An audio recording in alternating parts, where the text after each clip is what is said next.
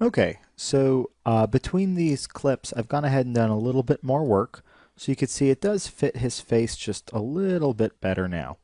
So there's probably about 15 minutes of additional work here. All it was just grabbing points, pushing and pulling using different soft selection amounts just by holding B and kind of dragging up and down there. And in addition to that, I use the sculpting tool to smooth things down just a little bit more. And if we kind of look into a transparent view here, you could see it's almost like shrink wrap on his face. Let me hide that grid there.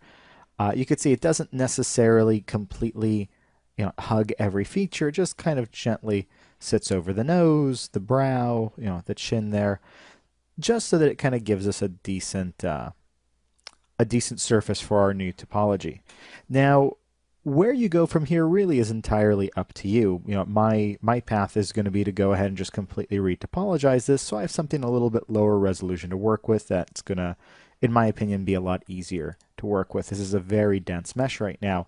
However, you could choose to continue working with this mesh here. You could go ahead and smooth out areas, sculpt areas, and get this to fit just as well.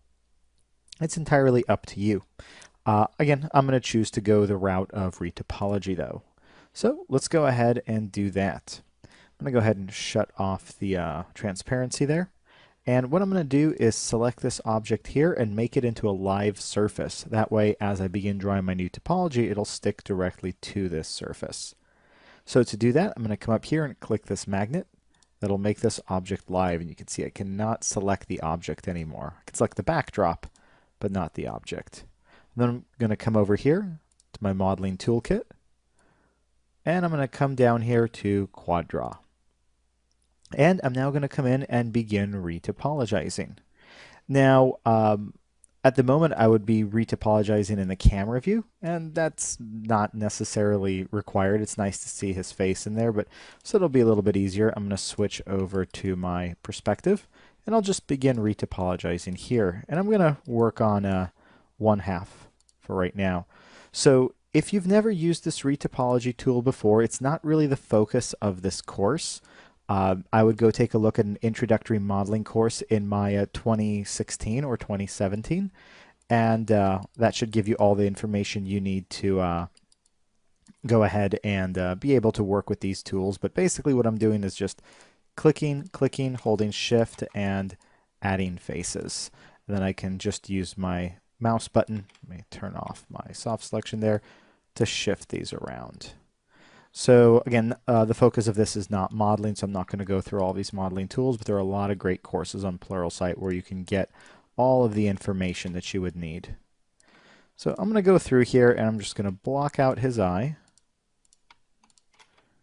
There we go, and maybe add a segment in there. And you could see that it's just so much easier to have this surface to already work on. It's just, in my opinion, worlds easier.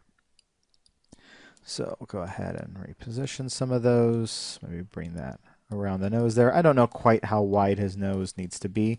And I'm not too concerned with trying to get my geometry to look perfect right now. In fact, the main concern at the moment is just to get some geometry in there, really.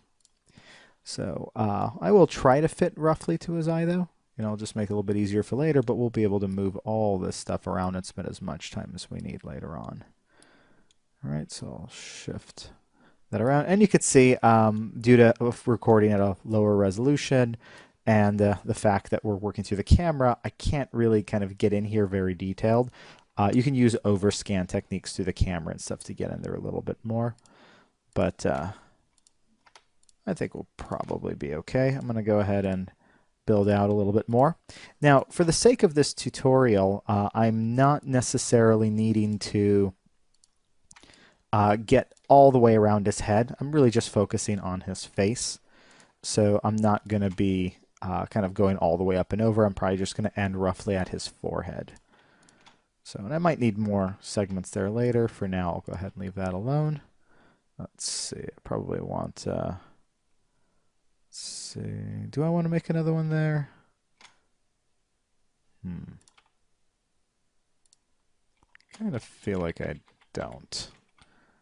We'll just do that right there. I'll just bring this down, and I may add a division there later. Okay. So this is really all I'm going to be doing. I'm going to be just running through here, retopologizing his face. So it's up to you if you'd like to continue watching from here. I'm not going to do the whole face anyway. I'm just going to continue for a little bit, but this is now more modeling than it is anything related to visual effects. So let's see. We'll throw one in there. I'll build something around for his nose now. Now, I'm not trying to create animatable topology. If you'd like to, that's entirely up to you. This is just going to be for creating a surface, again, that I can just work with. So I'll go in there, relax some of that out there. May add a segment in there, and relax some of that. And bring some of that out and around there. Okay, I'll go back to the camera for a moment just to kind of see where all this geometry kind of sits here. And I think I will go ahead and jump into my camera here. I'll hit select camera. We'll go to my attribute editor. And I'm going to come down over here. Oops, did I miss it? Oh, I'm not in the raw I'm in the image plane. I want to go to my camera shape here. And I'm going to come down to my display options. And I'm going to increase my overscan here, or actually technically decrease it. And you can see that'll allow me to kind of push in here a bit, and I can enable panning to shift this. And that way I can actually zoom in on my camera while I'm working. This is only working for the actual camera view. This, of course, does not apply to our perspective where it's not necessary. So let's go ahead and bring that up and around there. I'll kind of smooth that out a little bit more around there. Let's see, over on his lips again, I'm just going to kind of create the rough area where his mouth is. I'm not actually creating a mouth. Again, this is not meant to be animatable. So just creating something to work with. Okay, here we go up a little bit higher here. Just kind of finish off the forehead there. Okay, so I'm going to go ahead and probably leave things here. What I'm going to do is in between clips, I'm going to continue working this, just building it out a little bit more, rerouting some of these polygons a bit. And when we come back in the next clip, I'll show you what you have and what our next steps are going to be. So I'll see you in just a bit.